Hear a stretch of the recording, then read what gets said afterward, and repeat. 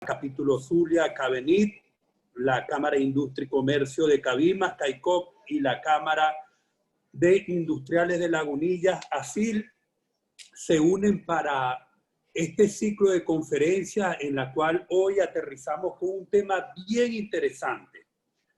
Un tema que va a la vanguardia de lo que está pasando el mundo hoy con los cambios profundos que hay en nuestro planeta con respecto a la ecología y a la energía.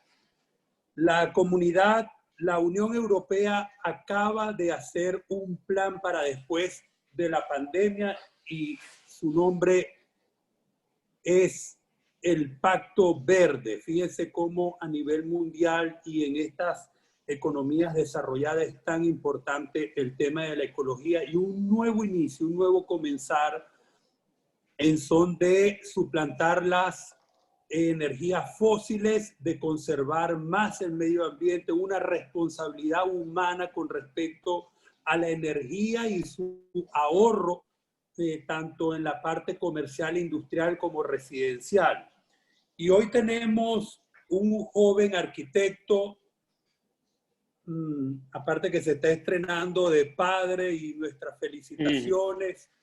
Estoy leyendo su currículum y realmente, bueno, increíble todo, la cantidad de experiencia y recorrido que a pesar de su poca edad, Michele Casarín tiene, y está graduado ingeniero civil en la Universidad Rafael Urdaneta, de Magíster de Ingeniería Arquitectónica y Sistemas Constructivos en el Politécnico di Milano.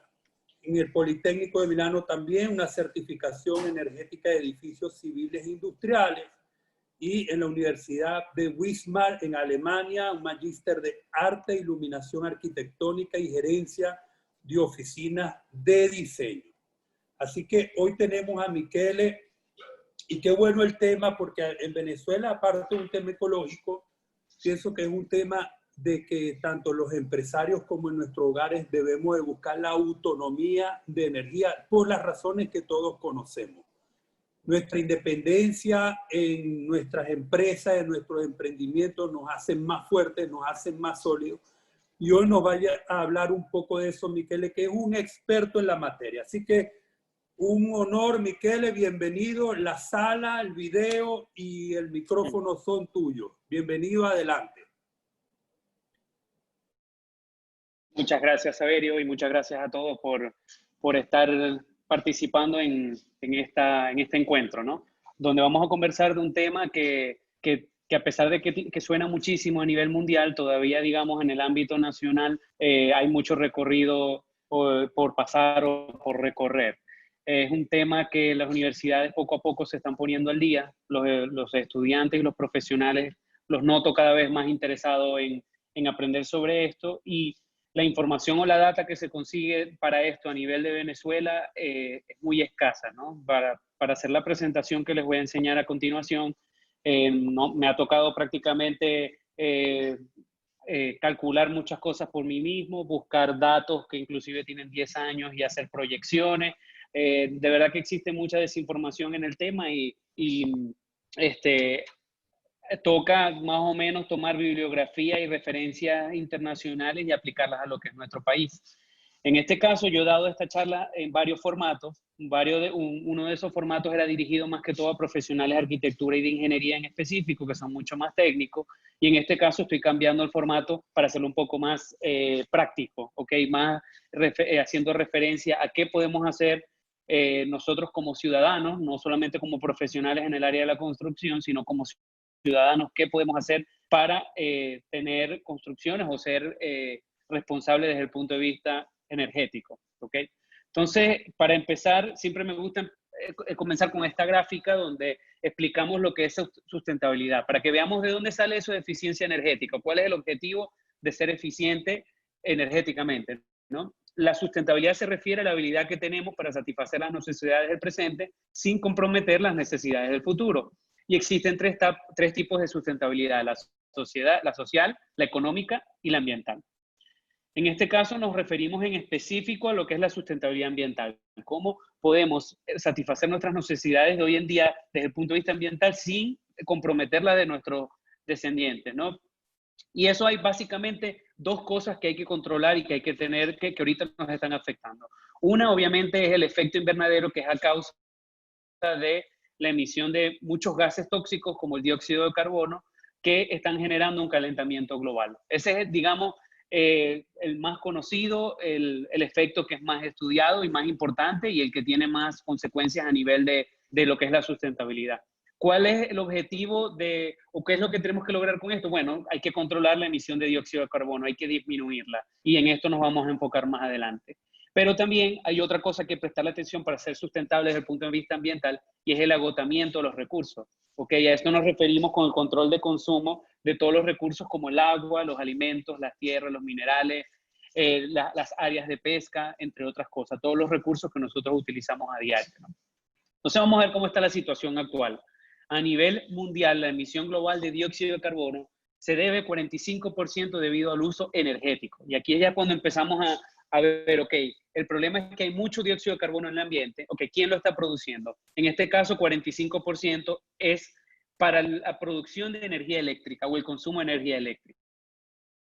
Hay un 17% que es por el transporte, otro por los cambios por lo que llaman cambios de topografía y cambios de territorio, agricultura, la parte industrial, la parte que no tiene que ver con energía y la parte de residuos sólidos. Pero nos vamos a enfocar en lo que es la parte energética, donde vemos que un 30% es a nivel mundial del 45% de consumo energético es debido a la industria y debido al gobierno, ¿ok? 5.5% es comercio y 9.5% residencial, ¿ok? O sea que vemos que prácticamente nosotros como empresarios tenemos una responsabilidad no solamente con respecto a nuestros propios negocios, sino también con respecto a la presión que nosotros ejercemos sobre nuestros gobernantes o sobre las políticas que existen en nuestros países, en nuestras respectivas ciudades, regiones o países, ¿no?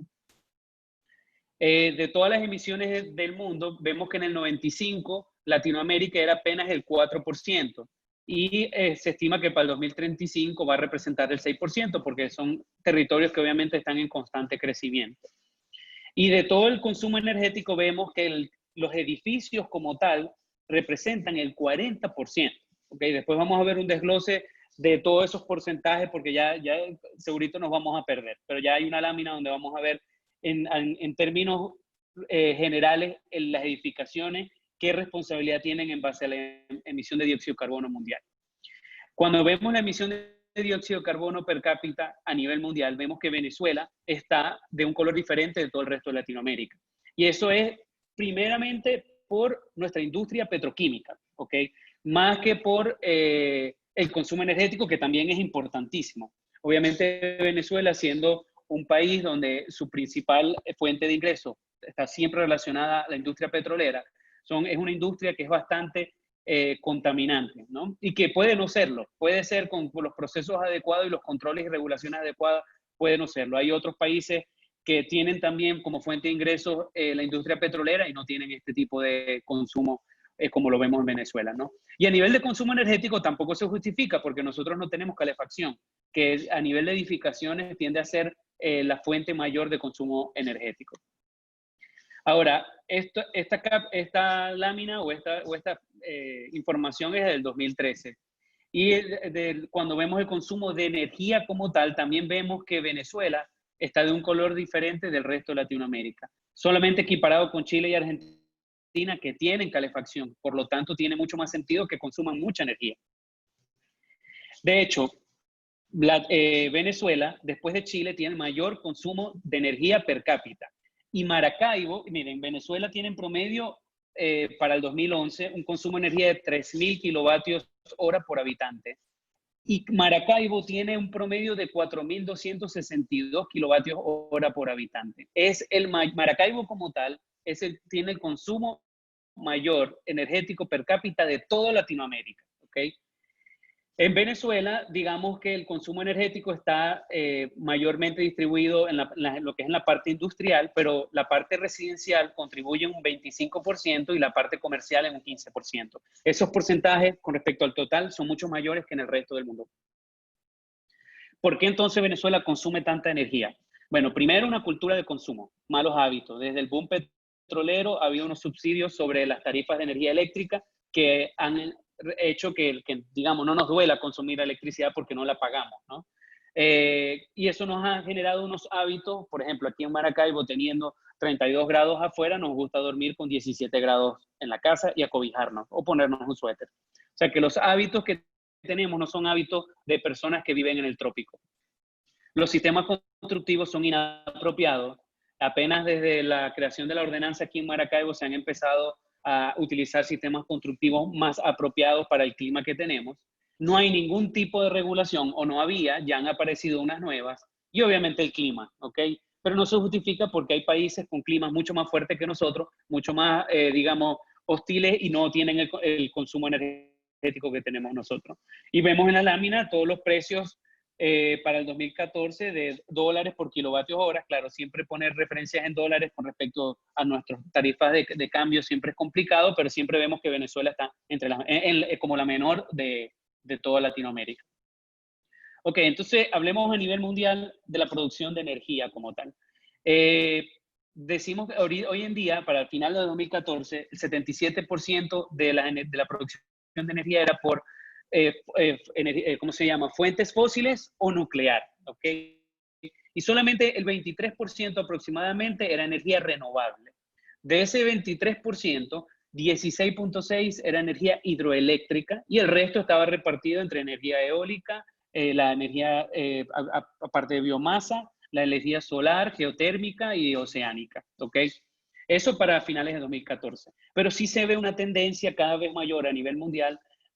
Obviamente el consumo energético siempre va a subir porque la demanda siempre sube a nivel mundial, pero vemos que cada vez hay más inversión en la energía renovable comparada con otras.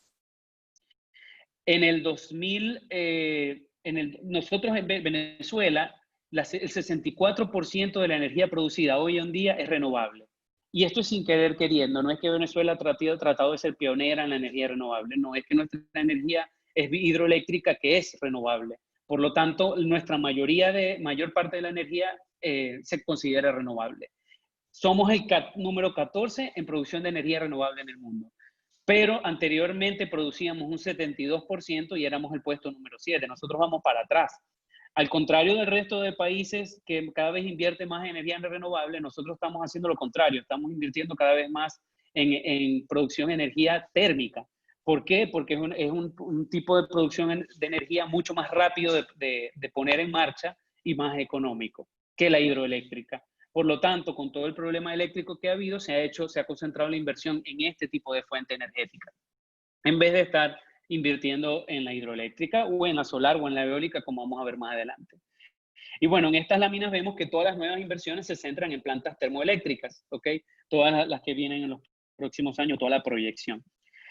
Pero la demanda eléctrica sigue en aumento y todavía tenemos un sistema que está muy centralizado. Hay muchas pérdidas en transporte, o sea, definitivamente nuestro sistema eléctrico nacional no tiene como prioridad el hecho de ser eficiente energéticamente y de ser eficiente y de producir su energía de forma renovable con el menor impacto ambiental. Cuando vemos la huella ecológica mundial, que eso es un término con el cual se mide cómo un país consume sus recursos, ¿ok? ¿Qué tantos recursos consume con respecto a los que tiene disponibles?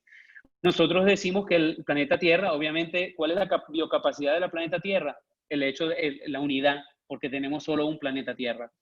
Y para el 2009 ya digamos, la huella ecológica estaba de que necesitamos 1.5 planetas Tierra para seguir satisfaciendo todos los consumos a nivel de recursos que tenemos.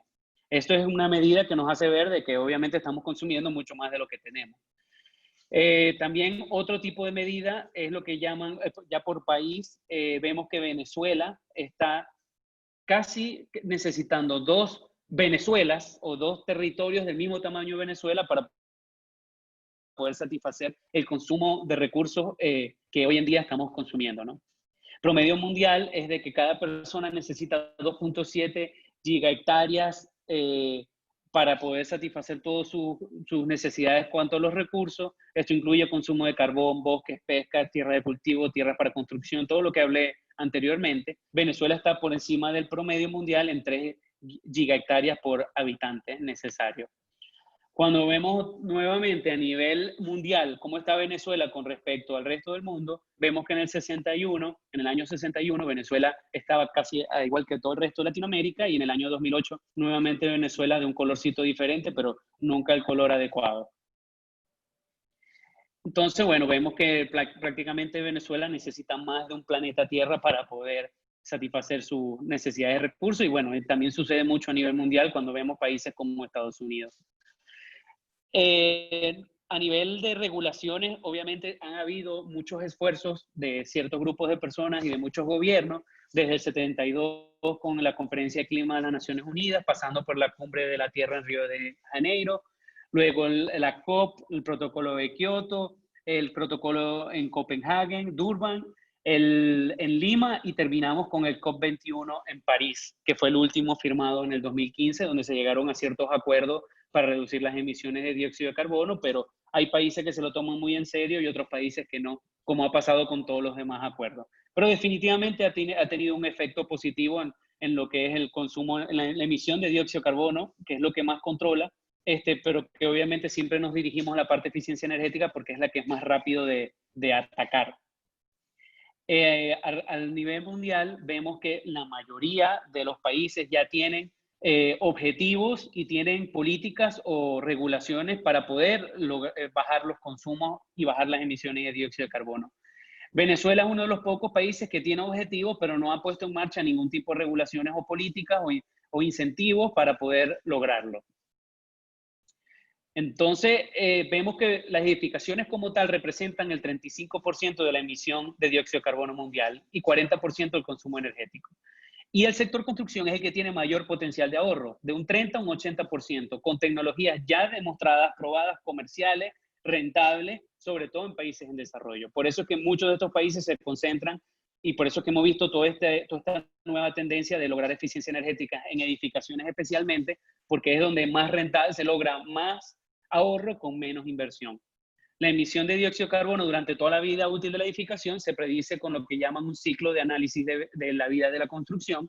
Y bueno, y el 80% de todas las emisiones en el sector construcción suceden durante la fase operativa del edificio. O sea, después que yo inauguro el edificio y antes de que yo lo dejo de utilizar.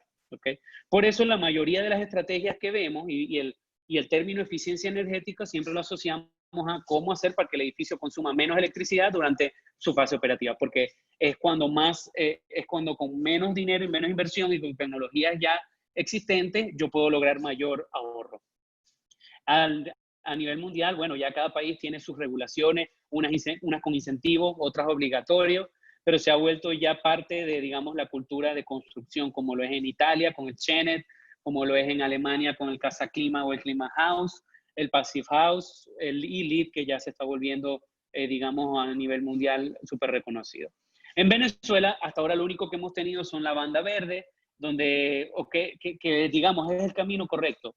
Muchas veces, digamos, no quiero ser de los que están empeñados en siempre menospreciar los esfuerzos que a nivel nacional hacemos, porque siempre son esfuerzos que van en el camino correcto. Siempre el esfuerzo es mejor hacerlo que ni siquiera haberlo hecho.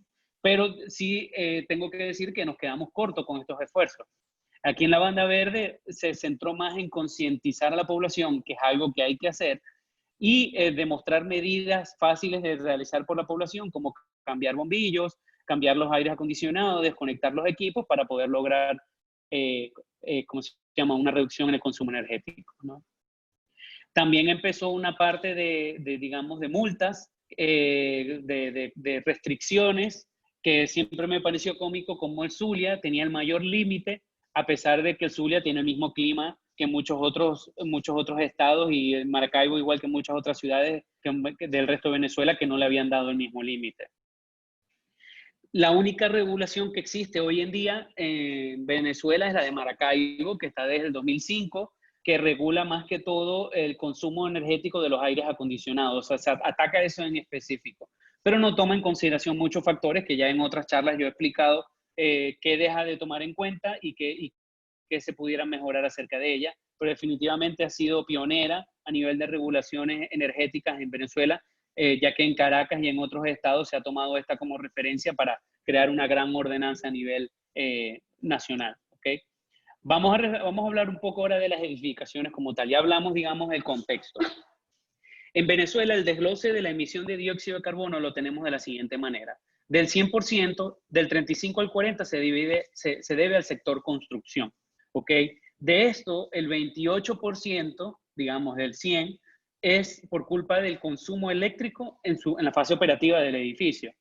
De este 28 tenemos que 12.6 es culpable el sector residencial, 7.7 el comercial y 7.7 el oficial.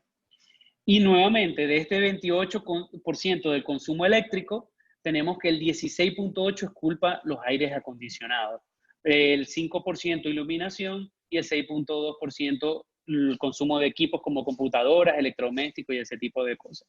O sea que si nosotros queremos, ya hay nosotros disminuyendo en la mitad el consumo energético de aire acondicionado, nosotros estamos bajando un 8% del total de las emisiones de dióxido de carbono a nivel nacional, ¿ok? Y disminuyendo, que es el objetivo, esto a la mitad, el de iluminación a la mitad y el de equipos en una tercera parte, estamos hablando de que tenemos más de un 12% de la reducción del 100% de la emisión de dióxido de carbono. Cosa que es un número bastante importante y que pienso, según los criterios y según las estrategias que siempre expongo, son de fácil aplicación, no son cosas de, no es ciencia, ¿cómo se llaman? Ciencia nuclear ni nada. Ahora, en Maracaibo se consumen el doble que en otras ciudades con el mismo clima. Estos datos son específicamente de Maracaibo. El 46% del consumo de energía en oficinas es de aire acondicionado, 1% iluminación externa, 21% iluminación interna y 32% otros equipos. Y a nivel residencial, 76% del consumo energético en las residencias de Maracaibo es por culpa de los aires acondicionados. 14% por la iluminación y 10% por otros equipos. Por eso es que esto lo explico de esta manera para que vean por qué nos enfocamos muchísimo en reducir, digamos, estos tres sectores de consumo energético. Para lograr sustentabilidad en las edificaciones se necesita, o digamos, se pueden abarcar 4 estrategias. La primera es reducir cuánta energía consumimos, eso está, creo que es súper obvio. Producir energía renovable, ¿ok? Para que lo poco que yo consuma lo produzca de forma renovable, haciendo lo que llaman net zero buildings, que son edificios de casi cero consumo, o sea que generan de forma renovable la misma energía que consumen, o sea que tienen un balance neutro o hasta positivo muchas veces con respecto al ambiente. Obviamente la reducción del consumo de recursos como agua y otros recursos y la reducción de la energía embebida. Estas son las 4 estrategias, digamos, para lograr sustentabilidad en edificaciones. Ahora, la eficiencia energética se concentra en estas 2, en reducir cuánto consumo y en producir de forma renovable. Pero es muy importante empezar ya a dividir, digamos, el tema. Una cosa es lo que yo puedo hacer en edificios que yo estoy diseñando desde cero, que de hecho casi siempre mis presentaciones se refieren a eso, porque está dirigida casi siempre a arquitectos e ingenieros. Y otra cosa es qué puedo hacer yo en edificios existentes, que yo diría que esto va un poquito más dirigido a todo el mundo, pues cualquier persona que tenga su casa, su apartamento, su oficina. Aquí se pone la cosa un poco complicada, porque esta gráfica precisamente muestra que entre antes yo tome en cuenta todas las estrategias para reducir el consumo energético, menos dinero tengo que invertir. ¿Qué significa eso? Si yo en la etapa de diseño, el día 1 que yo me siento a diseñar, ya yo estoy tomando en cuenta este tipo de estrategias, necesito invertir muy poco para lograr mucho. Ahora, si yo voy a esperar a que el edificio esté construido para empezar a querer reducir el consumo energético, me va a costar mucho más dinero. Entonces, prácticamente es lo que termina pasando en edificios existentes versus edificios nuevos. Y aquí volvemos a ver el mismo ejemplo, o la misma lógica. Las primeras estrategias que yo tomo en cuenta son en el edificio, en el diseño del edificio. Dónde está ubicado la orientación de las ventanas, la orientación de la pared, el color de las paredes, el tamaño de las ventanas, el tipo de material que utilizo, la energía, el tipo de iluminación que utilizo, todo ese tipo de cosas. Que básicamente se refiere a evitar el calor, evitarlo a toda costa. Ahora, el segundo paso, el segundo set de estrategias, después que ya recorrí las primeras, ya se refiere a utilizar energías naturales, ventilación natural, ventilación nocturna, ventilación mecánica básica, iluminación natural y ese tipo de cosas. Y por último, si no he logrado confort térmico, no he logrado con estas estrategias ya tener el confort que yo quiero dentro de mi casa o oficina, en este momento es que yo empiezo a utilizar equipos que consuman energía, como aires acondicionados, equipos de ventilación, calefacción en el caso de clima frío, entre otras cosas, y iluminación artificial. A nivel de Venezuela ya hay muchas tesis, muchas investigaciones que ya dividen todo lo que es el territorio venezolano en diferentes zonas climáticas, dependiendo de su temperatura, su altitud, su humedad, que se reflejan en este tipo de diagramas, del cual no voy a explicar mucho más. Pero dependiendo de la zona climática, prácticamente ya esta tesis, por ejemplo, o ya la bibliografía, las referencias que utilizamos, ya te recomiendan qué tipo de estrategias utilizar, pero digamos que siempre son a nivel de diseño. En específico en Maracaibo, vemos que la mayoría, el 80% del tiempo nosotros tenemos una combinación de temperatura-humedad que hace que no podamos estar en confort térmico dentro de nuestras casas.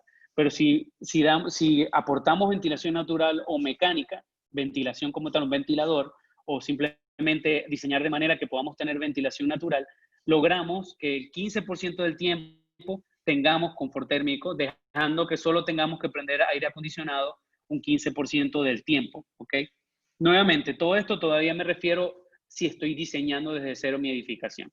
Entonces, para yo reducir el consumo de energía por aire acondicionado, para que ya empecemos a ver qué puedo hacer, lo primero que tengo que tratar de lograr es tener mucha iluminación natural, pero fría. ¿Qué me refiero con fría? Que no sea del sur, que no sea con el sol directo, o sea, que no sea iluminación del sol, la iluminación en ventanas del sur, donde el sol se ve directamente, o peor todavía, este y oeste, ¿ok? La orientación de la edificación y de las ventanas, el tamaño y tipo de ventanas, vamos a hablar de eso, el color de las paredes, las alturas que tengo dentro de mi edificación, evitar radiación solar sobre todo en las ventanas y utilizar iluminación LED porque la iluminación incandescente genera mucho calor. Veamos entonces qué estrategias para edificaciones nuevas o edificaciones existentes yo puedo tomar en cuenta para reducir el consumo de energía por aire acondicionado, en este caso específico a Maracaibo. Primero lo que tengo que hacer es proteger las ventanas. Eso lo logro diseñando bien la orientación y el tamaño de las ventanas, que es algo que inevitablemente es en las primeras etapas y en edificaciones nuevas, pero también lo logro con protecciones, ya sean externas o internas. A nivel externas me refiero a quiebrasoles que pueden ser diseñados de forma natural desde el principio de edificación, como pueden ser agregados en edificaciones existentes, ¿ok? Como lo vemos en estas referencias. Puedo también poner vegetación que me cree sombra sobre las ventanas. Puedo crear a nivel de interna, puedo colocar persianas, sobre todo hay persianas que son especiales para esto, o sea, son especiales para proteger de la radiación solar, pero que entre luz, pero que la protección solar se quede afuera.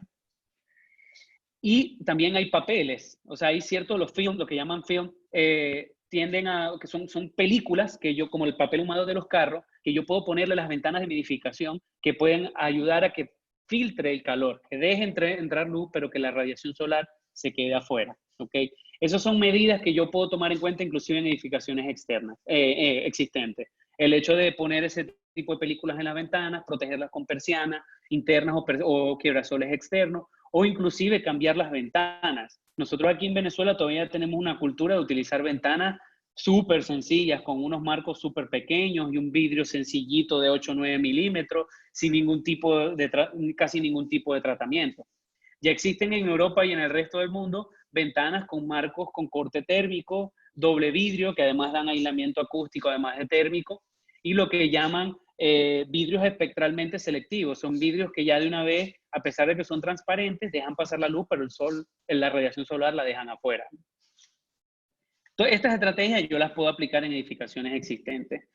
La segunda estrategia para reducir el consumo energético es aislar mis paredes y mi techo, ¿ok? Eso, ¿cómo lo puedo lograr? En edificaciones nuevas, obviamente lo tomo en cuenta con a la hora de diseñar el tipo de pared, pero en edificaciones existentes existen productos que me permiten aislar desde el lado de adentro de la edificación. Yo puedo poner una capa de anime y después drywall. Obviamente reduzco el área de mi espacio, pero las estoy aislando. Igual con el techo, que ya les voy a enseñar una estrategia que me parece súper interesante, sobre todo para su aplicación en Venezuela, para aislar los techos, ¿no? Pero también el hecho de que yo agregue masa térmica en paredes y en techo, o el hecho de que yo ponga que el envolvente sea hermético, que no haya filtración de aire caliente y húmedo de afuera hacia adentro. Y eso, más que todo, lo logro teniendo ventanas buenas, cosa que en Venezuela, en su mayoría, todavía estamos con ventanas bastante básicas. Esta es la estrategia que yo pienso que debería incentivarse en todas las municipalidades, a lo largo de toda Venezuela, y es el uso de techos verdes, que tiene muchísimas ventajas. Primero, es interesante saber que el 60% de la energía que entra a una edificación es por el techo, que es donde tenemos mayor radiación solar, muchísimo más que las paredes, y la tenemos durante todo el día, no es que depende de la orientación. Entonces, yo puedo tomar un techo que ya exista y hay varios tipos de techo verde, unos pesados, otros ligeros, que de una vez me aporta este techo verde masa térmica. ¿Qué hace la masa térmica? Hace que los picos de calor dentro de la casa se amortigüen, ¿ok? Y me aporta aislamiento térmico gracias a toda la tierra que estoy colocando. O sea que yo coloco esta capa vegetal con su capa de drenante y ya de una vez estoy protegiendo mi techo, aislándolo, dándoles masa térmica. Al mismo tiempo protejo la impermeabilización, extendiendo su vida útil hasta un 50%. Además de eso, logro disipar un poco la descarga de agua de lluvia, ¿ok? Cuando tengamos esas lluvias fuertes donde se pueden desbordar los canales, no solo de la edificación, sino de la ciudad, los techos verdes ayudan a que más bien el agua salga poco a poco. Y adicionalmente estoy contribuyendo a disminuir el dióxido de carbono en el ambiente gracias a la fotosíntesis realizada por la vegetación que yo vaya a colocar, además de contribuir en tener un ecosistema sano donde puedan aparecer insectos, puedan aparecer pájaros y otros tipos de animales. En muchos países se le está dando mucho ahínco, mucha importancia a la implementación de techos verdes sobre edificaciones existentes. Ahora, ¿qué hay que tomar en cuenta? El peso, ¿ok?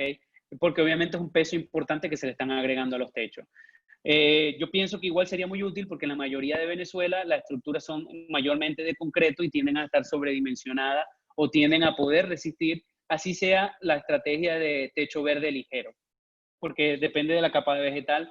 En los techos ligeros, de techo verde ligero, pongo poca capa vegetal y puedo poner gramita, y hay otras que puedo poner hasta árboles, pero requieren mucho más tierra y obviamente pesa más. En mi tesis de posgrado me tocó comparar para Maracaibo qué tenía mejor efecto.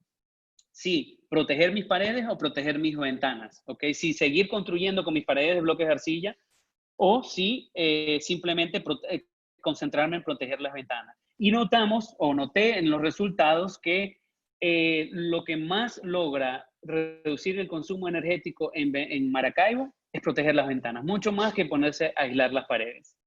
Pero obviamente al aislar las paredes también lograba un ahorro importante.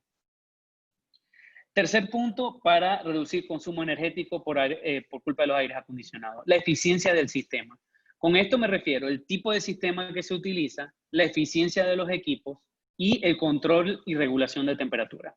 Cuando me refiero al tipo de sistema, me refiero a que nosotros estamos acostumbrados a poner siempre aires acondicionados centrales y tener 2 aires acondicionados centrales para un apartamento de 200, 250 metros, una casa o lo que sea.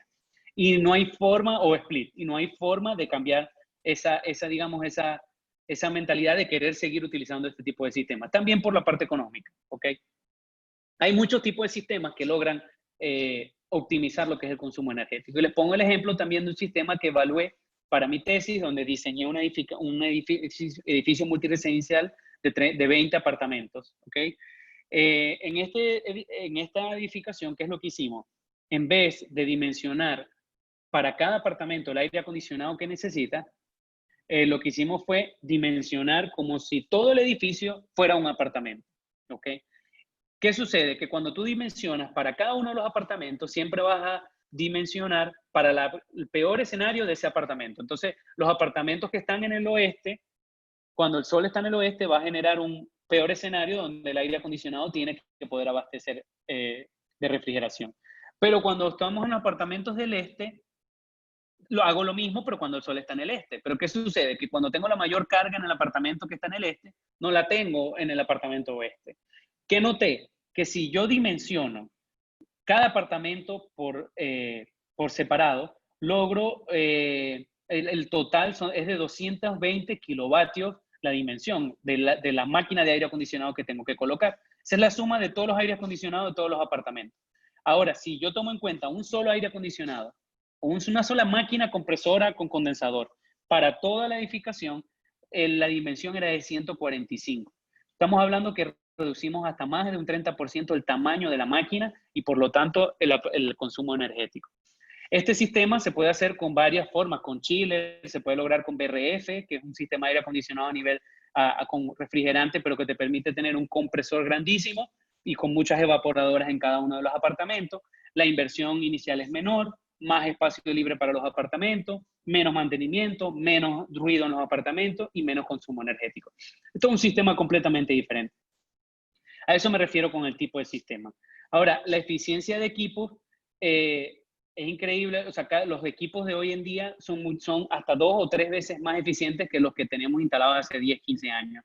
¿Qué eso significa eso? Que yo puedo hablar muchísimo y definir 10.000 estrategias y a sacar todos los números que ustedes quieran. Pero así de sencillo, tú cambias la máquina de aire acondicionado de tu casa por una más eficiente y de un día para el otro puedes estar ya ahorrándote la mitad en el consumo energético de aire acondicionado. Y por último, el control y regulación de temperatura. Tenemos que cambiar nuestros hábitos de querer dormir con 17 grados. El set point de diseño es de 23 grados. Nosotros deberíamos tener confort térmico con 23 grados dentro de nuestras edificaciones. Es algo que hay que lograr poco a poco, pero que hay que ir hacia allá. Y también el hecho de utilizar termostatos inteligentes como los que ya existen en el mercado, donde yo puedo regular. ¿Por qué son inteligentes? Porque ellos ya saben, tienen detectores de presencia para saber si yo estoy o no, para no consumir energía de más. Ellos ya empiezan a aprender qué tanto se tarda el aire acondicionado en llegar a cierta temperatura. Entonces yo le pongo, cuando yo le pongo, yo quiero 20 grados, él me dice, ok, 20 grados se logrará en 1 hora. Y el aire acondicionado se prende y en 1 hora llega a 20 grados. Porque ya sabe qué tanto se tarda el aire acondicionado en enfriar el espacio. Y los puedo controlar con el celular para apagarlo cuando no estoy, lograr que de repente cuando yo me despierto el aire acondicionado no tiene que estar tan frío. Ese es el tipo de cosas que ya podemos empezar a utilizar. Y bueno, esto es un ejemplo de los equipos BRF o BRB, que yo puedo tener una máquina grandísima afuera, una condensadora afuera, y puedo tener las evaporadoras en cada uno de los cuartos. Puedo seguir teniendo mi cuarto de aire adentro, normal, convencional, porque muchas veces sé que el cliente quiere su cuarto de aire como está acostumbrado a tenerlo. Pero la máquina externa puedo tener una grandísima. Y esto es una propuesta que a nivel de edificaciones multifamiliares me parece súper interesante de utilizar. Igual a nivel de centros comerciales.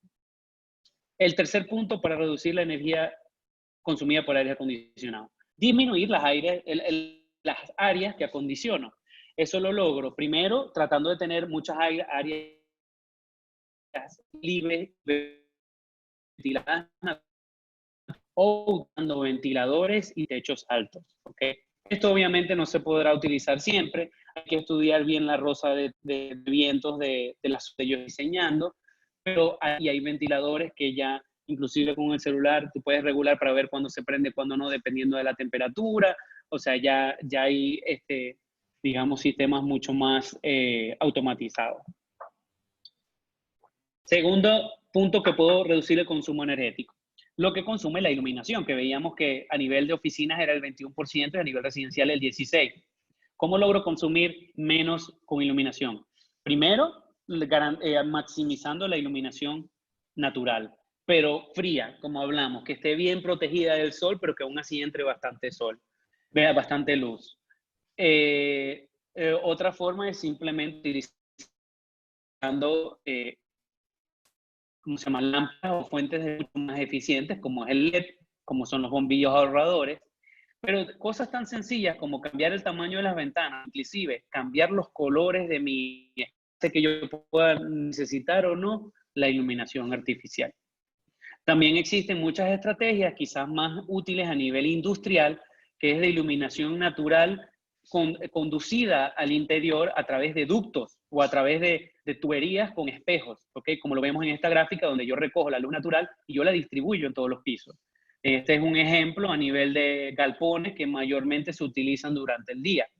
También existen unas que no son con espejos, sino que son con fibra óptica. Yo tengo estos recolectores de luz que después con fibra óptica, que lo puedo inclusive canalizar en cielo raso o en tubería. Yo después tengo estas lámparas en diferentes espacios donde estoy trayendo iluminación natural sin el calor de la iluminación natural y sin el consumo energético. El consumo energético es nulo aquí. Otra forma de reducir el consumo de energía por iluminación, obviamente, son los controles de iluminación. El tener automatizada la casa o automatizado el sistema de iluminación para yo poder apagarlos, que se apaguen solos, dimerizarlos. Es increíble, muchas veces uno tiene un espacio y uno casi siempre tiene mucha más iluminación de la que uno necesita. Y el hecho de uno no tener dimerización, que eso es regular la intensidad de la luz, uno termina siempre teniendo las luces completamente prendidas. Cuando esas luces a la mitad consumirían la mitad de energía, y igual yo pudiera, ¿cómo se llama? Realizar mis tareas sin ningún tipo de problema. Y bueno, y también obviamente siempre estar pendiente de la eficiencia o la clase energética de los electrolavadoras, secadoras, de las neveras, de las computadoras, que cada vez a nivel de Europa, por ejemplo, y América y Estados Unidos, los equipos ya siempre tienen unos límites mínimos. Con eso abarcamos todo lo que es la reducción del consumo energético en edificaciones, o sea, consumir menos energía. Ahora vamos a ver cómo hacer para yo producir la energía de forma renovable. Venezuela tiene un gran potencial eólico, solar y geotérmico. A nivel solar, obviamente tenemos muchísimas horas de radiación, porque tenemos, y constantes a lo largo del año, porque estamos cerca del Ecuador. Tenemos 12 horas, de 11 a 12 horas de radiación solar todos los días de todo el año. Además que al estar cerca del Ecuador, la radiación solar es muchísimo mayor por metro cuadrado, como lo vemos acá, ¿ok? Comparado con muchísimos otros países. Viendo acá también en diferentes colorcitos, obviamente, donde tenemos más radiación y donde menos. Y a nivel de potencial eólico, vemos que tenemos velocidades del viento a 10 metros de altura, especialmente en el Zulia, en Falcón, digamos siempre cerca de la costa, que son supremos, excelentes y muy buenos. Inclusive en los llanos todavía tenemos unos buenos, o sea que tenemos muchísimo potencial para energía eólica de igual manera. Y geotérmicos en cierta zona del país.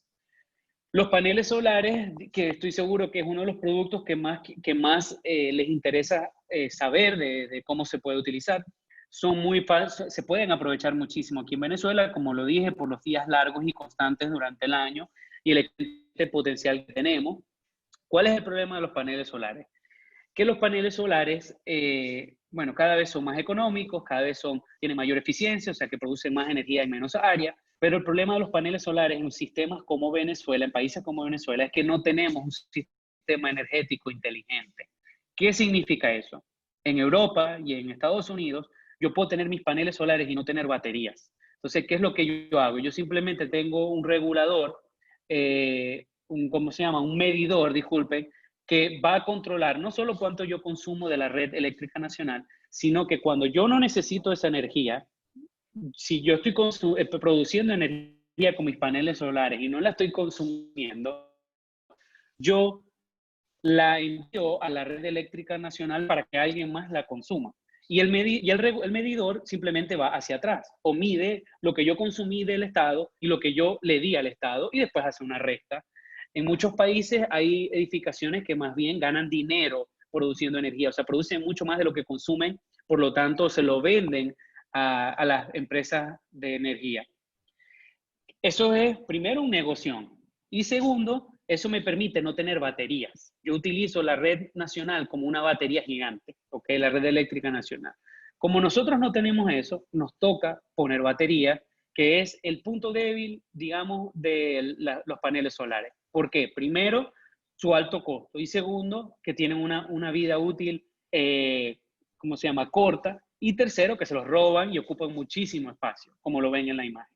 Entonces, ¿dónde es que ha habido un gran auge en el uso de paneles solares a nivel de Venezuela? En zonas donde simplemente no llega la radiación, no llega la energía eléctrica. Es mucho más caro cablear de un pueblo a otro que simplemente yo poner mi panel solar. Por eso se utiliza mucho a nivel rural y están saliendo muchos kits de paneles solares con reflectores kit de paneles solares con neveras, con sistemas de riegos y bombas, porque se utilizan muchísimo en zonas rurales.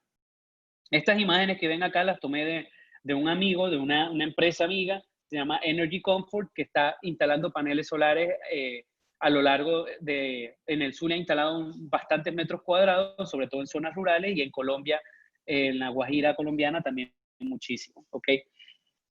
Para que tengan un poco de referencia de precio, digamos, un panel solar con sus respectivas baterías, su instalación, su importación, o sea, todos los impuestos, todo, está alrededor de los $1,000 por kilovatio instalado con todo hasta la batería.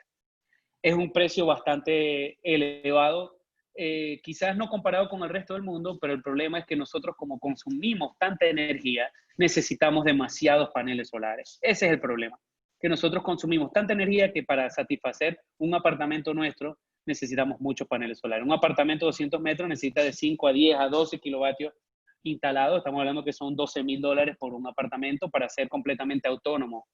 Es una inversión que no muchos están dispuestos a hacer, o casi nadie está dispuesto a hacer para ser autónomo. Cuando una planta eléctrica a diésel o a gasolina me cuesta máximo $6,000 hacerlo. Claro, con su debido combustible que voy a tener que estar comprando todo el tiempo.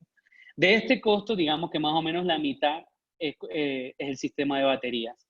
Por lo tanto, es importante. O sea, si tuviéramos un sistema eléctrico nacional inteligente, yo creo que se volvería rápidamente bastante rentable este tipo de sistemas solares. El otro punto con los paneles solares, ¿cuál es?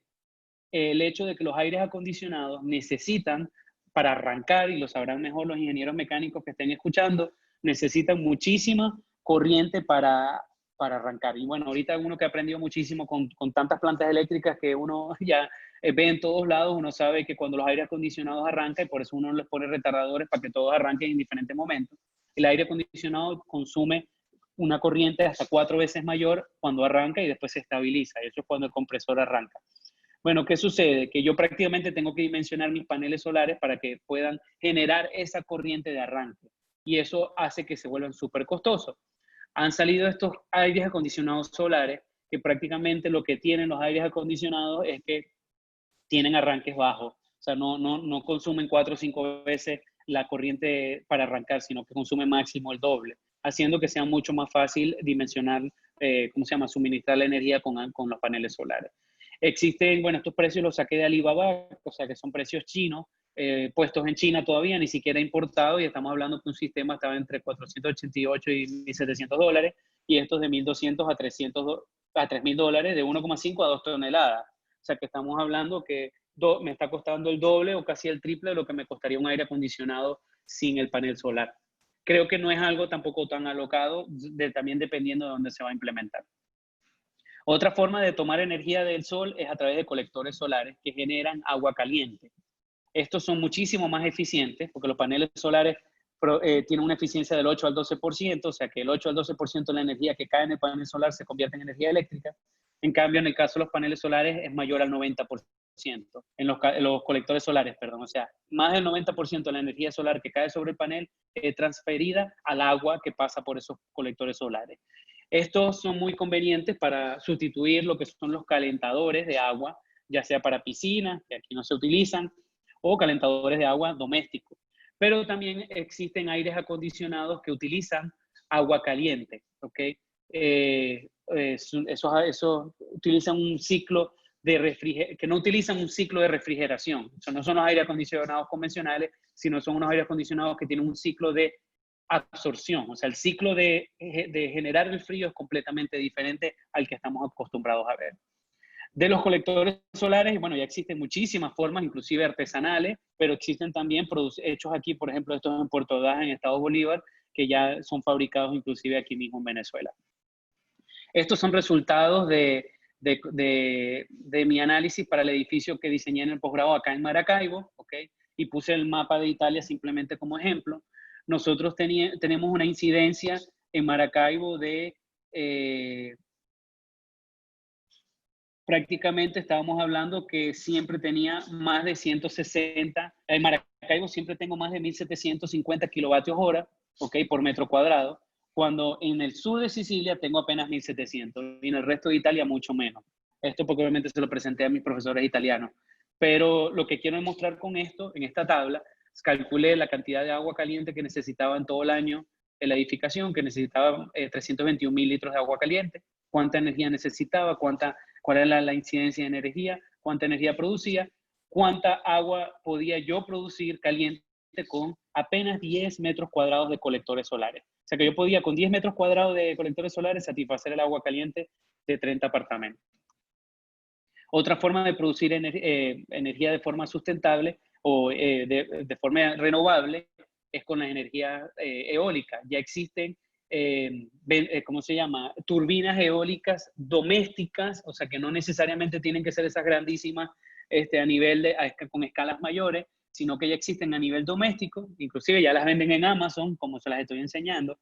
Claro, tienen una capacidad de producción mucho menor, de 1.200 vatios, por ejemplo esta con 200, que cuesta $300, pero con esto está buenísimo. Por ejemplo, si ahorita con todos los cortes de luz quiero poder cargar los celulares, el cerco eléctrico, los portones, claro, siempre como hay que ponerle sus baterías, porque obviamente yo no decido cuándo es que el viento va a soplar. Pero tiene muchísimos potenciales, sobre todo en los edificios altos y sobre todo aquí en Maracaibo, en todos los edificios que están en el sector, en la Avenida Milagros que dan hacia el lago.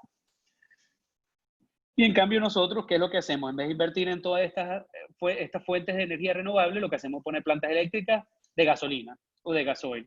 Que lo que hacemos es, bueno, aunque sea de alguna forma, producimos localmente y no hay pérdidas de transporte, pero lo hacemos de una forma súper ineficiente. Piensen que siempre el tener una máquina muy grande produciendo energía es mucho más eficiente que tener muchas máquinas chiquitas. Ni siquiera he visto que alguien haya traído plantas de biomasa o de biodiesel, plantas eléctricas para aunque sea poder utilizarlo con un combustible que sea mucho con aceite vegetal usado. Entonces, bueno, ese es el estatus en cómo estamos. Ahora, la buena noticia es que cada vez más las baterías son más económicas, almacenan más y duran más. Ya inclusive están saliendo baterías que hasta son bonitas, como las de Tesla en Estados Unidos, que inclusive ya uno puede hasta dimensionar en la página de ellos. Cuesta, por ejemplo, la batería de 10 kilovatios cuesta $3.500, la 7 kilovatios $3.000, ¿ok? Y ahí ellos te explican qué tanto puede almacenar, funcionan como inverter de una vez, cuáles son los picos. Fíjense que el pico apenas es de 3.3 kilovatios, ¿ok? Y los voltajes que puede manejar, ¿ok? Y sus corrientes. Pero es una buena opción. Ellos han sido pioneros y después de ellos han salido muchísimas otras opciones. Entonces terminamos con esto, lo que es la producción de energía en edificaciones de forma renovable, digamos, ¿qué podemos hacer nosotros a corto plazo y de forma más o menos sencilla? Para referirnos ya a estar pendiente con el consumo de recursos, hablemos primero de la reducción de consumo de agua. Lo más sencillo para nosotros es la recolección y reutilización de las aguas de lluvia. Esto ya existen sistemas con tanques que nosotros podemos usar cualquier tipo de tanque donde simplemente canalizamos todas las aguas de lluvia a estos tanques, después con bombas las tratamos y las utilizamos para así, dependiendo de cómo tratamos esa agua, la podemos utilizar para lavar ropa, para riego, si no la voy a tratar mucho, para utilizar en los WC, que es agua que prácticamente no tocamos, o sea, nunca está en contacto con la persona. Ese tipo de usos no requieren tanto tratamiento. Pero fíjense algo, ahorita aquí ya la mayoría de las edificaciones, y ya Maracaibo tiene años, y ya veo que en Caracas también está empezando a pasar, y no sé, en otras partes del país, pero ya están empezando a poner pozos. Y al colocar pozos, se colocan filtros de ósmosis inversa, que te puede costar $6.000, $7.000 solamente para una casa grande o para un edificio pequeño. Estos filtros de ósmosis inversa prácticamente te filtran completamente el agua, o sea, te matan todo tipo de bacterias, tiene obviamente todas sus fases donde te quitan todos los sedimentos. Entonces, ya en edificaciones que tengan este tipo de filtros, se hace más fácil que inclusive se trate el agua de lluvia con estos filtros ya instalados. No era como antes que yo para proponerle a un cliente de que estaba haciendo una casa de que tratara el agua de lluvia, yo tenía que decirle que tenía que invertir en unos filtros de $4.000, ¿ok? Ya eso no está sucediendo. También en mi tesis hice el análisis de cuánta agua podía recolectar en Maracaibo. El único problema de Maracaibo en ese sentido es que tiene 6 meses de sequía y 6 meses de lluvia. Como lo vemos acá más o menos de cuánta agua, enero, febrero, marzo, 5 milímetros de agua, y después teníamos en octubre que llegábamos a 110 promedio. pero para eso simplemente se tenía que combatir con tanques grandes. Y prácticamente logramos, en la edificación que diseñé, se lograba recolectar más de 221.000 litros de agua en el año, ¿ok? Un promedio de 77 a 900 litros de agua al día. Obviamente no es al día porque no todos los días llueve, pero es el promedio, ¿no? También podemos reutilizar las aguas negras y grises y ya existen sistemas compactos que tienen el tanque, tienen las fases de tratamiento. Obviamente estos son costosos. Yo diría que las aguas grises se pueden tratar más fácil y con menos fases y se pueden utilizar mayormente para riego. Ahora ya hay filtros que me tratan las aguas grises, inclusive para poder utilizarlo en sanitarios, en lavadoras o en otras cosas, ¿ok? Y las aguas negras sí requieren más fases de tratamiento, pero igual es completamente, se puede lograr completamente. El que quiere puede. Como les comentaba, existen sistemas ya listos para esto. Esto es una marca italiana, no anoté el número, no anoté por ahí la marca, ISEA se llama la marca, que te venden ya los sistemas compactos recuperar y reutilizar agua de lluvia para uso de irrigación y doméstico, solo WC, ¿ok? Y sale aquí sus aplicaciones y cuáles son sus componentes. Y este, que es un sistema básico para recuperar y reutilizar el agua de lluvia, pero solamente para el uso de irrigación. Entonces, un tratamiento mucho más sencillo. Fíjense que no tienen los filtros multietapas, ¿no? Y sale para que se puede utilizar. Y son tanques domésticos. Yo los entierro y los canalizo y son muy sencillos de utilizar. ¿De qué otra forma puedo ahorrar agua? Bueno, obviamente cambiar nuestros hábitos. Existen muchas formas con electrodomésticos, lavadoras y cabezas de duchas eficientes, utilizando, aunque no lo crean, utilizando lavaplatos eléctricos, se consume menos agua que simplemente abriendo el grifo, ¿ok? Sobre todo los nuevos que son súper eficientes, los que llaman water efficient dishwashers, o sea que ahorran hasta 60% de agua, y existen inclusive sistemas de ducha ¿cómo se llama? Con contadores de litros como para uno estar consciente de lo que uno está consumiendo, ¿no? Obviamente los tanques dobles, que ya a nivel europeo son normas, donde yo tengo un tanque para cuando voy a ser número 1 y un tanque cuando voy a ser número 2. Y low flow toilets, que son sanitarios que funcionan con mucha menos agua, igual que otros, digamos, cabeza de ducha y otro tipo de electrodomésticos que consumen agua que son mucho más eficientes. Para finalizar, les quiero hablar rapidito, 2 laminitas de lo que es la energía embebida. La energía embebida es la energía total que se necesita para yo construir un edificio. ¿A qué me refiero con eso? Es toda la energía que yo consumo desde que el ingeniero empieza a diseñar, usando su computadora, utilizando el carro para ir a la oficina, después la energía que yo necesito para extraer el recurso de silicio, por ejemplo, para fabricar las ventanas, la energía que consume el camión para llevar el silicio al galpón y procesarlo y después llevar esa ventana al lugar de la edificación. O sea, toda la energía desde el día 1 hasta inclusive la demolición de la edificación. Eso es lo que llaman el análisis de ciclo de vida de la edificación. Todo lo que consume desde el día 1 que apenas estoy empezando a diseñar hasta el día que estoy derrumbando e inclusive botando los escombros, ¿ok? Se sabe que prácticamente el 20% de la energía del dióxido de carbono emitido por construcciones es culpa de todo esto que he hablado ahorita, que no tiene nada que ver con el consumo eléctrico de la edificación durante su vida útil. Por eso es que a mí me parece muchas veces ilógico, hipócrita muchas veces también, el hecho de que te vendan un proyecto verde porque trajeron triple vidrio de Suiza o de donde sea. Y entonces tú te pones a ver y consumió mucho más energía y emitió mucho más dióxido de carbono el barco que se trajo las ventanas desde Suiza a Colombia o a Venezuela, donde sea, que lo que está ahorrando esa ventana en la vida útil de la edificación. Por eso es importante tomar en cuenta todo esto. Reducir al máximo la huella de los materiales, los productos y los procesos de construcción, que se refiere a cómo yo obtengo y transformo la materia prima, cómo extraigo, produzco, transporto y uso y lo desecho los materiales y la energía que uso durante la edificación. La estructura representa entre el 40 y el 80% de toda esta energía de la que estamos hablando. Luego el movimiento de tierras y luego el transporte. Por eso la utilización de maquinaria pesada, eficiente, con biodiesel, con poco emisión de dióxido de carbono es tan importante también. ¿Okay? ¿Qué otras estrategias hay? Bueno, no hay proyecto más sustentable que el proyecto reutilizado. mucho más sustentable el hecho de que yo remodele una oficina de un edificio viejo a que yo me ponga a construir un edificio nuevo, ¿ok? Por eso es que se refiere a remodelar y reutilizar y aumentar la durabilidad de las edificaciones. Utilizar materiales que sean reciclados y que se puedan reciclar.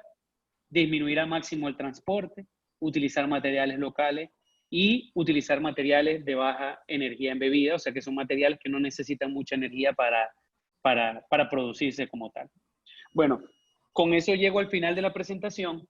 Espero no haber sido demasiado técnico con respecto a ¿cómo se llama? A los datos que normalmente los doy también a nivel universitario, pero sí quería mostrar o enseñar la responsabilidad que tenemos como ciudadanos, no solo como profesionales en el área de construcción, para exigir que las edificaciones que nosotros compramos y que alquilamos tengan una eficiencia energética adecuada.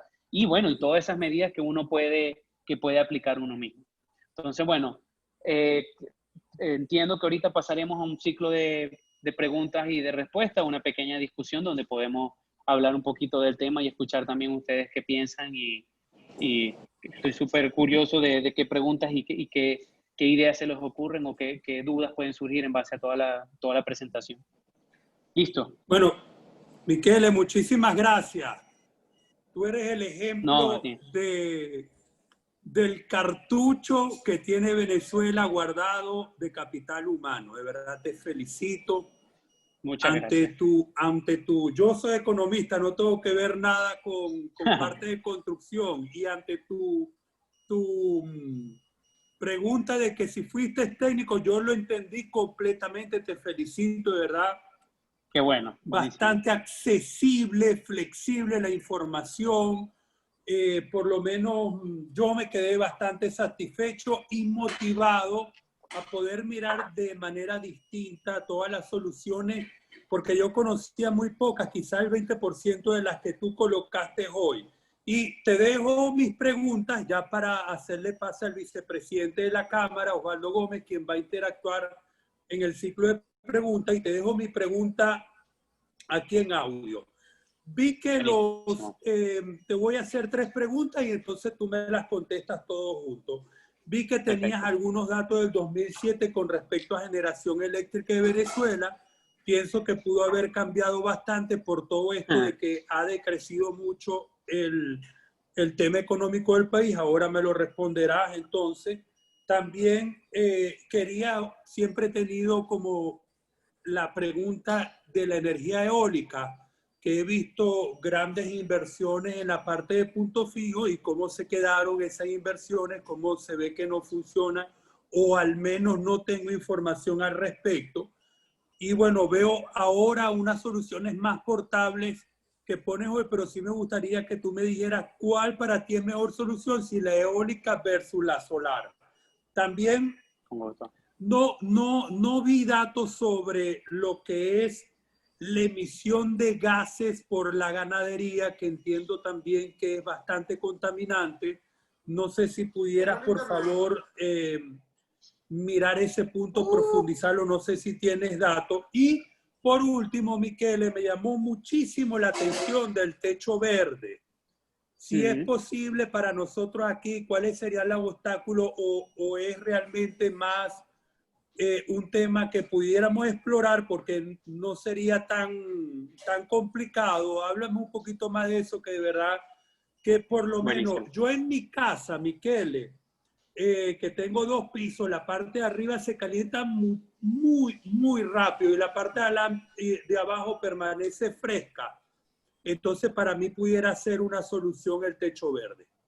Gracias, Michele. Bueno, luego de la respuesta queda Osvaldo y agradecido. Perfecto.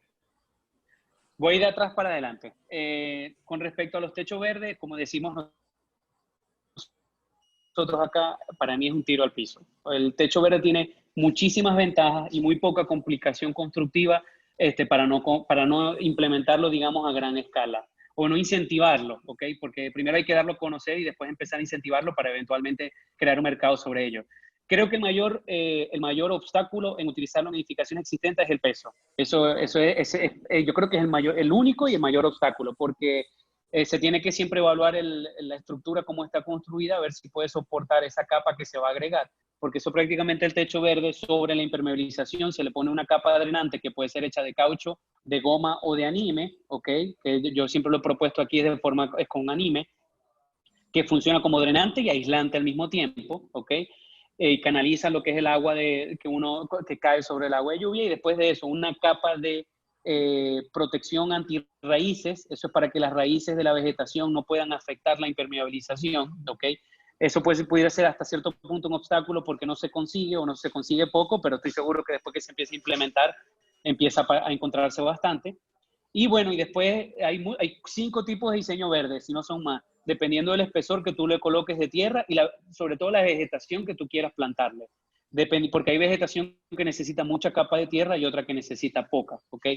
Pero definitivamente, te lo digo que hay proyectos donde inclusive he hecho techos verdes, digamos, no techo verde, pero sí he llenado un techo completamente de arcilla expandida, que es como la Liven. Sacos de arcillas expandidas que funcionan para proteger la impermeabilización, funcionan como aislante térmico y al mismo tiempo, ¿cómo se llama? Y son ligeros, ¿no? O sea, no era una sobrecarga importante. O sea, que el techo verde de verdad es que muchos países a nivel gubernamental lo están incentivando muchísimo.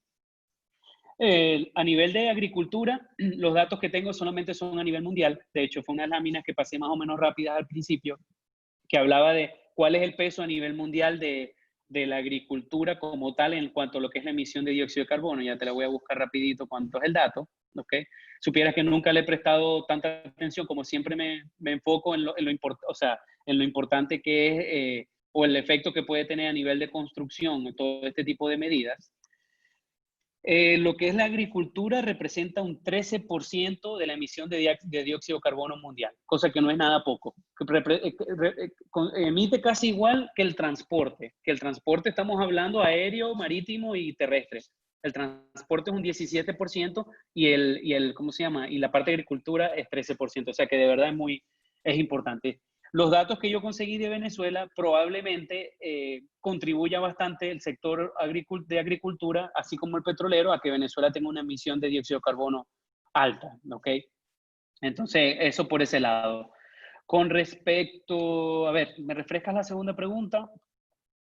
De atrás para adelante. La eólica versus la solar. Ajá, perfecto. Yo diría que la eólica a nivel, para mí la eólica pega un salto.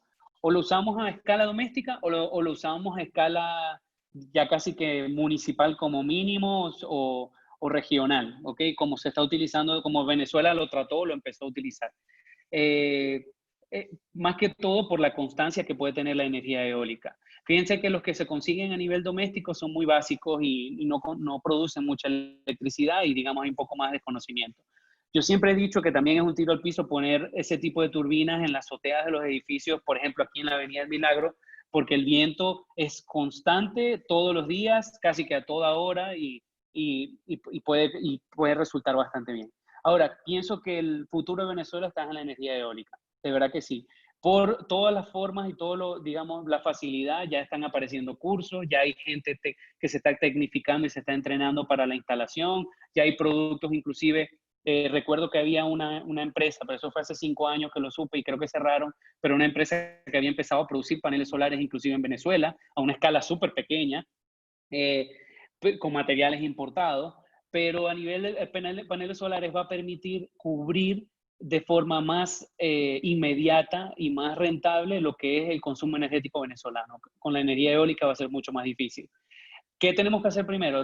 Consumir menos energía, porque si no, eso va a ser un trabajo imposible. Prácticamente deberíamos encontrarnos un punto medio. Nosotros ir consumiendo cada vez menos energía y que los paneles solares cada vez sean más eficientes y más económicos.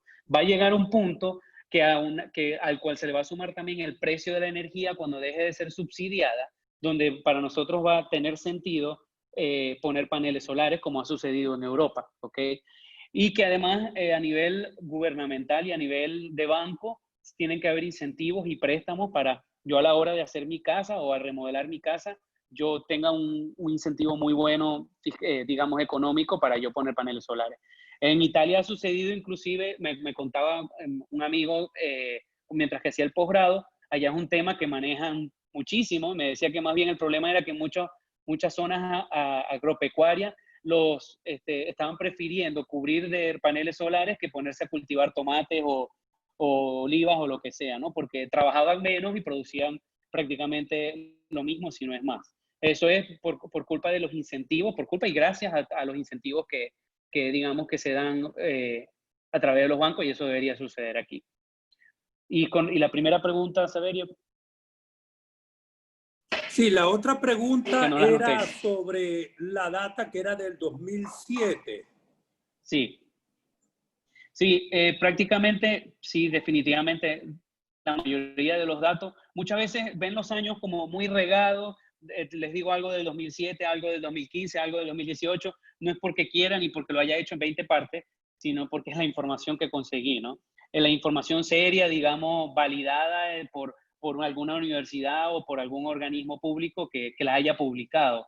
En el sector eléctrico tienes toda la razón, hay muchísima información quizás más vigente y hay muchísimos profesionales súper preparados con el cual tengo que hablar, digamos, para actualizar eso, porque definitivamente el consumo eléctrico ha bajado en el país. A pesar que debería haber ido aumentando, nos hemos tenido que cambiar nuestros hábitos, por un lado. Por otro lado, hemos tenido también que nosotros, digamos, financiar nuestro propio consumo, que es lo que ha sucedido con las plantas eléctricas y el combustible que uno paga, ¿no? Entonces, definitivamente, eso se va a ver afectado. Sé que han puesto en marcha muchísimas plantas nuevas, pero descentralizadas, y la mayoría ¿cómo se llama?, de plantas térmicas, ¿no? Más bien que sé que han apagado turbinas a nivel hidroeléctrico. Yo estoy seguro que cuando este tema, en Caracas, yo sé que este tema cada vez se vuelve más vigente y se están actualizando muchos datos. Creo que va a ser muy importante cuando empiece toda esta nueva tendencia o esta nueva corriente de este tema. Yo creo que lo primero va a tener que ser actualizar los datos de todos los sectores, centralizarlos de todos los organismos, porque debe estar todo regado. Los datos deben existir, pero deben estar todos regados. Y no se pueden tomar decisiones sin tener los datos. No se puede gerenciar algo que uno no conoce en qué estatus está, ¿no? Entonces, sí, definitivamente, los datos, como lo dije al principio, es una de las cosas más críticas que hay que superar. Bueno, buenísimo, Michele. De verdad que agregar un poco más a lo que dijo Saverio en cuanto a lo claro que fuiste. Bueno, a diferencia de Saverio, yo sí soy ingeniero y soy ingeniero electricista y también me gusta la construcción. Y de verdad que expresaste todo bien claro. Si hay algunas preguntas por aquí que te las voy a hacer. Saluda a José Alexis León Torcat.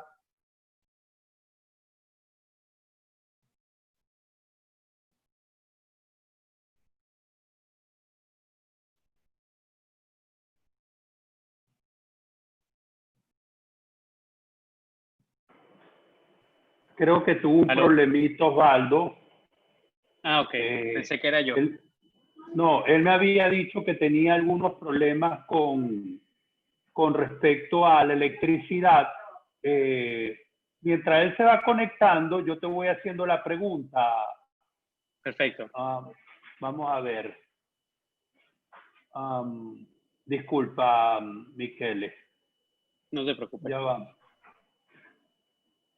Ok, ¿tendrás referencia actual de los costos de un sistema solar por kW? Bueno, ya tú lo explicaste. De todos modos, si lo quieres repetir.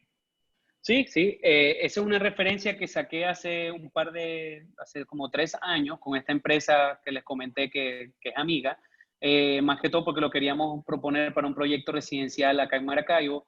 Y en el momento el sistema completo instalado, importado, con sus baterías y todo, me estaba dando más o menos $1000 el kilovatio, ¿no? Obviamente eso no es un número cerrado, es una referencia solamente. Bien, el net billing debe promoverse para incentivo de esta forma de generación. No sé si está clara la pregunta esa. Sí, el net billing, a ver, no estoy completamente seguro si se refiere a eso con el término, pero creo que se refiere a lo que hablé de que uno produce energía y uno se la da al sistema eléctrico nacional y al final del mes lo que se hace es un balance de lo que consumiste del sistema eléctrico con respecto a lo que tú le diste al sistema eléctrico. Y a veces te toca pagar una diferencia o a veces inclusive tú ganas dinero con respecto a eso.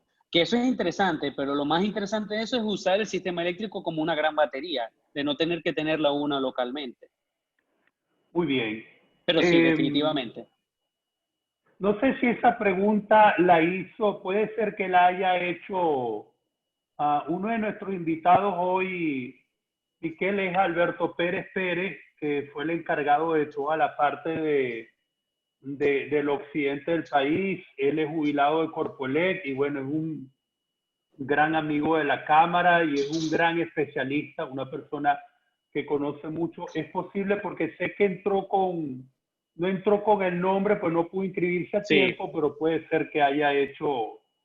A ver, aquí dice, Tesla solo vende su batería en los países en donde tienen presencia, no permite la exportación a Venezuela. Lo dice Alexis León Torcat. Sí, eso es correcto. Tesla, inclusive en la página uno puede comprarlo online, pero solo dentro de Estados Unidos y creo que un par de países más donde ellos ya se han establecido. Ahora, sí, más que todo porque ellos, como es un sistema nuevo, ellos mismos lo instalan y ellos mismos quieren instalarlo, no dejan que alguien más lo instale, ¿no? Hay sistemas muy parecidos al Tesla, o baterías, digamos, muy parecidas a la de Tesla, que ya han salido al mercado. Pero sí, eso es cierto. Inclusive los paneles solares que ellos venden, que son bastante eficientes, y las tejas solares, por ahora solamente las instalan en Estados Unidos porque ellos obligados las instalan, no dejan que más nadie lo haga. Muy bien. Desde Cabenit, Caracas, ¿conoce fabricantes en Italia que quieran traer productos similares en Venezuela o empresas importadoras en Venezuela que traigan una línea de alguno de estos productos? Cabenit. Michele, yo quiero complementar esta, aparte que te envían felicitaciones por la excelente exposición. Sí. Yo quiero complementar esta pregunta que te hace Cabenit Caracas porque una de las criterios de Cabenit Nacional es promover este tipo de negociaciones, alianzas, y como veo que tú tienes contactos con Italia porque tienes profesores y te graduaste allá, aparte de responder, te invito a que posteriormente todo lo que tengas de información, por favor, si la puedes compartir, pues creo que hasta pudiéramos generar buenas oportunidades de negocio ahí, y sobre todo porque Cabenit se presta a entregar las plataformas de información que tienen para este tipo de negocio, Michele. Sí, perfecto. Sí, de hecho, Italia es pionera a nivel de producción de todo este tipo de cosas de las que conversé. Inclusive a nivel de información y a nivel de ferias y a nivel de tecnología son pioneros. Hay una feria, sí conozco muchos fabricantes de este tipo de productos, es más, mis referencias casi siempre son italianas, y existe una feria que se llama Made Expo, que es en Milán, todos los años, donde prácticamente tiene mitad de la feria, que es allá en el pabellón, en la feria de Milán, allá en el pabellón gigante, en los galpones.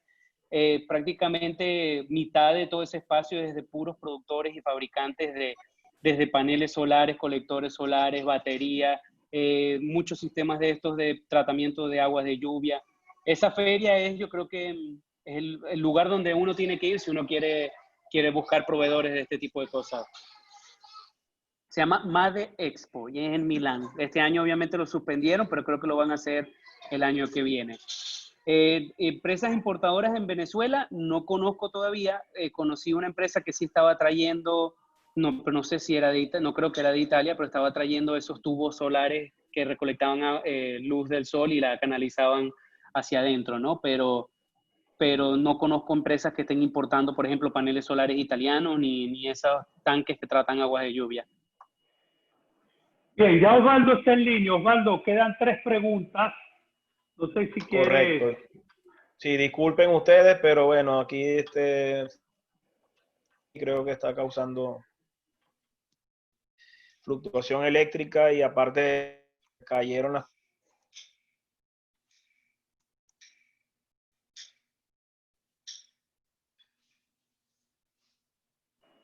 ¿Quieres continuar? Ah, yo creo que se fue otra vez la luz, Osvaldo.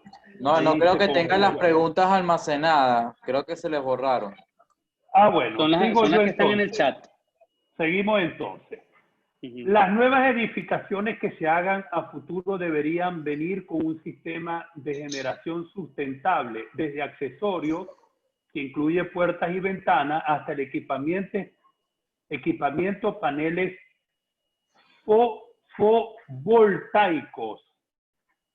¿Existe algún mapa energético que permita conocer algunos tipos de energía sustentable son más convenientes en cada una de las regiones? Ok, para responder las dos preguntas, la primera, sí, definitivamente si algo, las edificaciones cada vez más se están convirtiendo en máquinas, ok, donde tenemos muchísimos sistemas funcionando en paralelo pero interconectados al mismo tiempo. Entonces sí, definitivamente para que las edificaciones sean más sustentables, yo creo que va a llegar, o sea, tienen que estar diseñadas tomando en cuenta que todos sus elementos trabajen con ese objetivo, ¿ok? Porque como vimos, también tiene muchísimo que ver que los productos, el equipamiento interno, como puertas, ventanas, el mobiliario, los revestimientos, la iluminación, todo tenga un bajo consumo, digamos, esté hecho con ese tipo de criterios, que son una de las cosas que te garantiza siempre comprar productos con la certificación europea, que ellos tienen unos requerimientos mínimos de consumo energético y de ¿cómo se llama? Y de procesos que te garantiza hasta cierto punto que esos productos son mucho más, digamos, tienen un menor impacto que comprar de otros países donde no se sabe de dónde procede o cómo fue su producción. Ahora, con respecto al mapa energético, sí, de hecho enseñé uno muy básico de Venezuela donde salía más o menos, déjame enseñarlo otra vez, donde salía donde había mayor potencial solar, mayor potencial eólico y geotérmico, ¿no? Este que está acá. A nivel mundial sí deben existir también. No los tengo a la mano, pero sí definitivamente deben existir. Muy bien. De Carlos Conconcelli, presidente de ASIL. Bienvenido, Carlos. Creo que el primer paso para promover la baja en el consumo de energía eléctrica es la privatización de servicios como en Otrorra. Felicitaciones a Michele. Te leo otra, Michele. Buenas tardes, buenísimo. Felicitaciones. En función de la alternativa de techos verdes, serían de manera natural o artificial, tipo así como alfombras de grama artificial. Y te voy a leer otra pregunta. Excelente enfoque de presentación, muy interesante, práctico y concreto. Me gustaría entender el proceso desde la perspectiva del Estado de la responsabilidad de desarrollar infraestructura, ya que el consumo industrial sería indispensable para generar empleo. ¿Puedo comentar sobre la posibilidad de... Puedes comentar, perdón, empieza la pregunta, sobre la posibilidad de restablecer el sistema hidroeléctrico de Caroní, Guri, Caruachí, Tocoma, etcétera, donde la inversión en las presas y movimiento de tierra ya se realizó y el costo por kilovatio y huella de carbono servía mínimo? Ok. Con respecto a la primera pregunta, los techos verdes tienen que ser de manera natural porque los de grama artificial tienden a ser muy finitos, o sea, tienen poco espesor y no son aislantes térmicos, ¿no? Y no trae las ventajas como el hecho de que la capa vegetal genera fotosíntesis absorbiendo dióxido de carbono, el hecho de que drena poco a poco porque absorbe agua, los artificiales no absorben agua, y bueno, y el hecho de que es plástico al fin y al cabo, ¿no? O sea que definitivamente tienen que ser de manera natural y lo importante es que tengan capa vegetal, no solamente la cubierta, la parte de encima.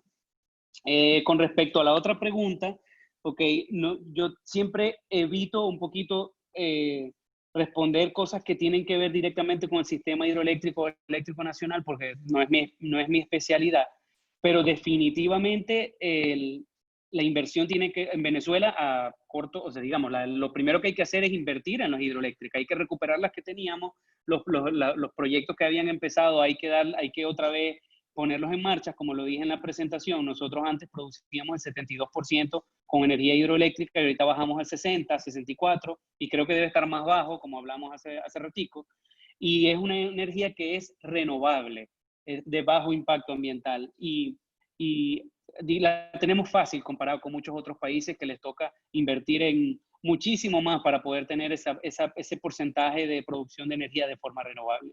Entonces, definitivamente, ese es el primer tipo de producción energética en el que tenemos que invertir. Y bueno, y obviamente el solar y eólico, que siempre van a ir mucho más lento, pero el hidroeléctrico lo conocemos, es parte de nuestra cultura, es parte de nuestra historia, ¿no? Entonces, definitivamente, ese es el camino.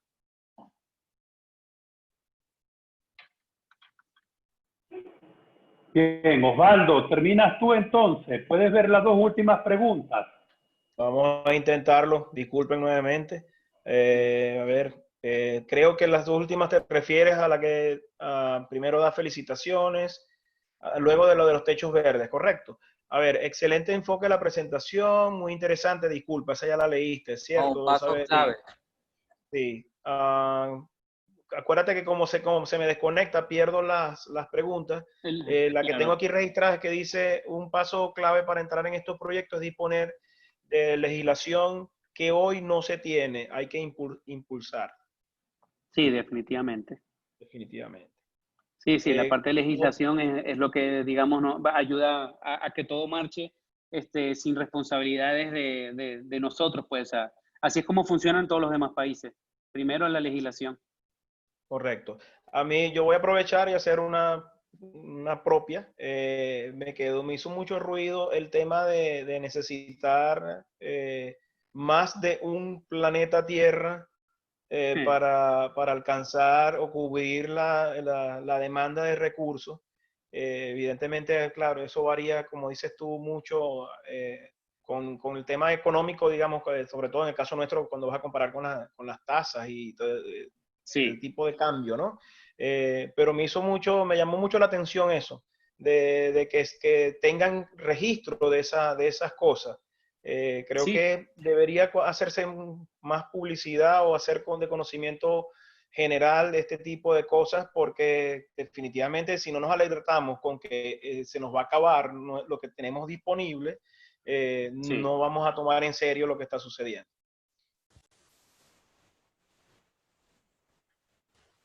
A ver, aquí llegó otra pregunta.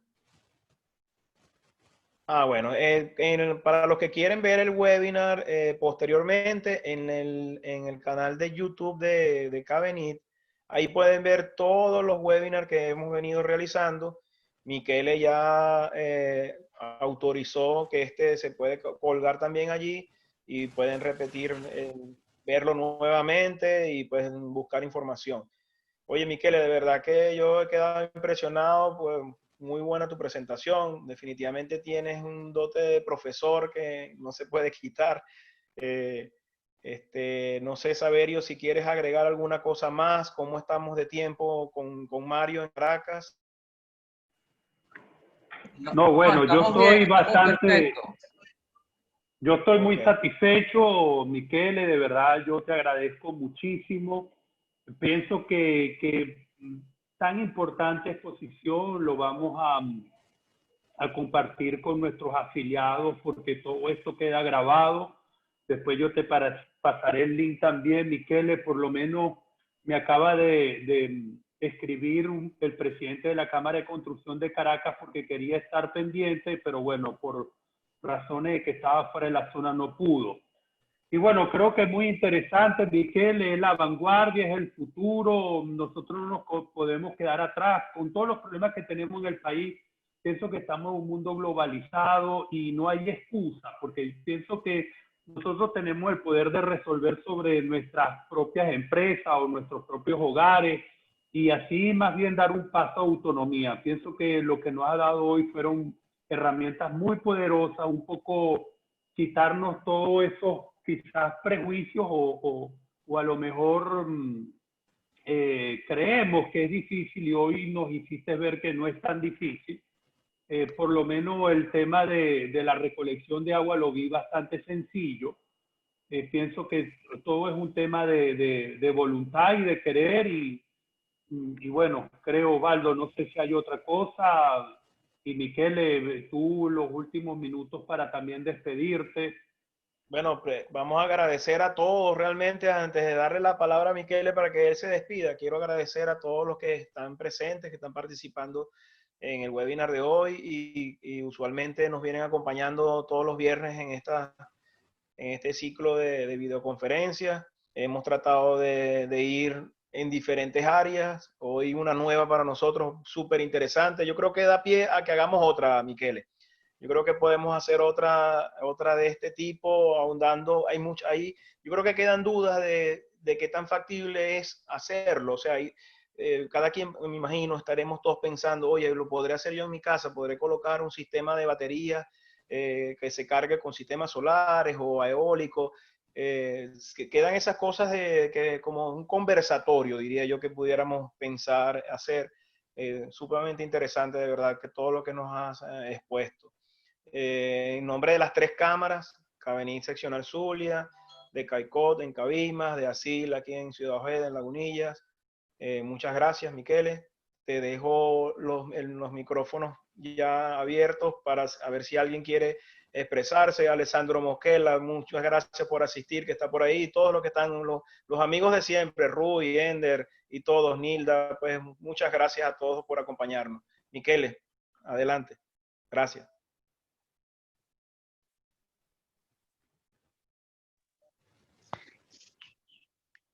Por aquí Alexandro Mosquela, gracias a ti, lo felicito por la presentación, bien interesante. Sigan así, estos tipos de temas siempre nos interesa y es importante actualizarnos. Tarde o temprano nos tocará reestructurar todo nuestro país y el uso de la energía y el mejor consumo del mismo. Lo felicito, Miquel, excelente presentación y a todos un saludo. Gracias, Sandro. Michele, no se te escucha, creo que se desconectó tu micrófono. Debe ser que se descargó el AirPod. ¿Ahora? Ahora sí. Ahora sí. No, que bueno, gracias por el espacio para poder hablar de este tema que en verdad me gusta mucho y que creo que es un tema del cual hay, como lo dije al principio, hay mucha tela que cortar. Al final de este tipo de webinars siempre digo lo mismo, que lo más importante es seguir promoviendo este tipo de espacios de discusión y de compartir el conocimiento, que es lo que nos ayuda a estar conscientes y exigir. Lo más importante es que aprendamos y que podamos exigir en cada uno de los espacios que tengamos cada uno de nosotros a exigir hacia dónde tiene que ir el país y cómo se tienen que tratar estos temas, ¿no? Porque alguien tiene que darle la marcha. En este caso, nosotros vamos a tener que empujarlo. Totalmente de acuerdo contigo.